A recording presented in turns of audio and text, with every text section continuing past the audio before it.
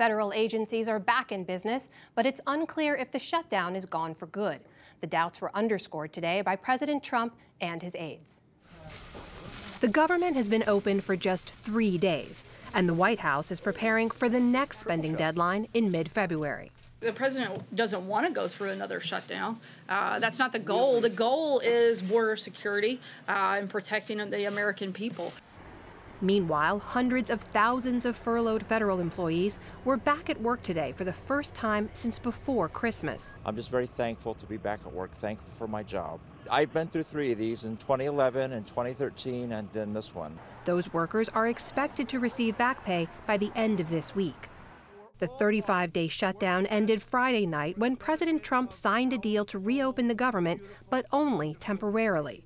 A bipartisan group of lawmakers is now tasked with crafting a border security funding agreement that'll get Mr. Trump's signature by February 15th. The president has insisted on funding for a physical barrier, and in an interview with the Wall Street Journal, he said he'd give the lawmakers less than a 50-50 chance of successfully writing that legislation. If those talks fail, President Trump said Friday he's willing to shut down the government again. Acting Chief of Staff Mick Mulvaney echoed that warning on Sunday. Is the president really prepared to shut down the government again in 3 weeks? Yeah, I think he actually is. Keep in mind, he's willing to do whatever it takes to secure the border.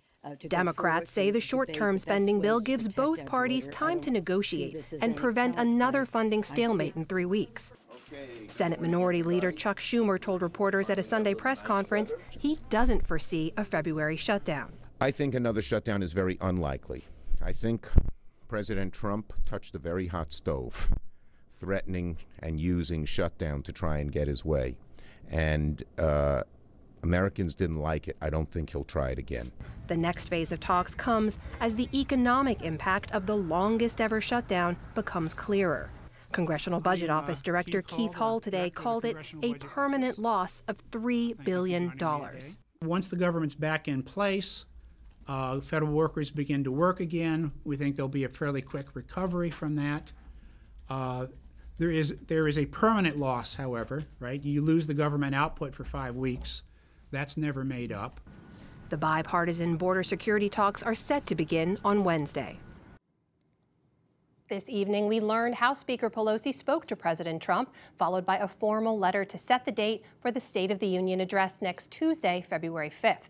We turn now to our own congressional correspondent, Lisa Desjardins, and White House correspondent, Yamiche Alcindor. Welcome to you both. Lisa, it's worth reminding people that last State of the Union was delayed because of the border wall fight that ended in the shutdown. They want to avoid that from happening again. How are they doing that? Well, we're going to have this conference committee that you mentioned in your report, and let's break down how this is going to work. It's 17 members of Congress, the House and the Senate, Republican and Democrat.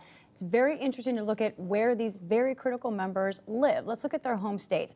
A map shows that they're disproportionately actually from the East Coast, with a few of them scattered through the West. Now, I went through and broke down where they're from even more specifically. Let's look at the faces of who's on this committee. And then you see them senators and House members. Now, of all of those 17 members, a total of 5 of them live in southern border states.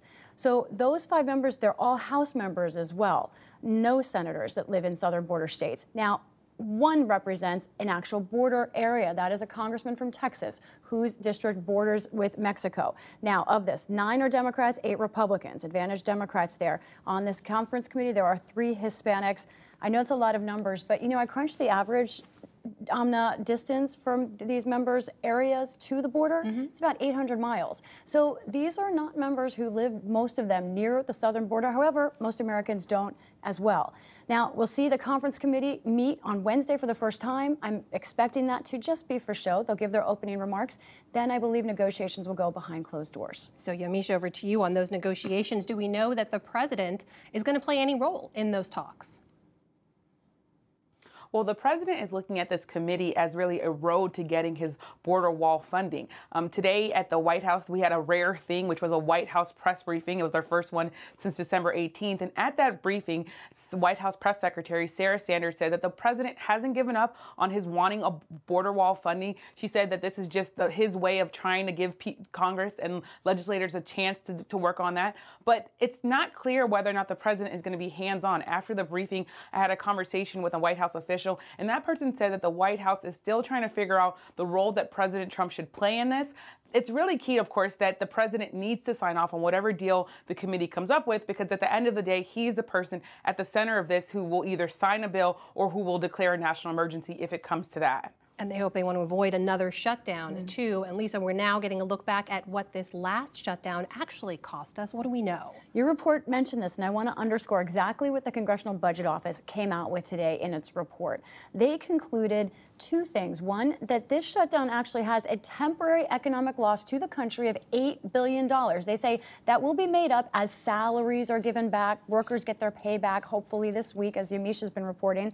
But there's a permanent economic loss to this country of $3 billion. That will not be made up. That number is significant for a couple of reasons, not least of which, Amna, is the fact that the president was asking for $6 billion for his wall. Well, the country's lost $3 billion already in this first shutdown. And one other thing, that effect is lopsided. Places like Washington, D.C. and even North Dakota, which have higher percentages of federal workers, felt that loss more than other areas. So, Yamiche, this is over to you now. The president ran on a strong economy, constantly hails how strong the economy is. How are they responding to this hit to the economy because of the shutdown?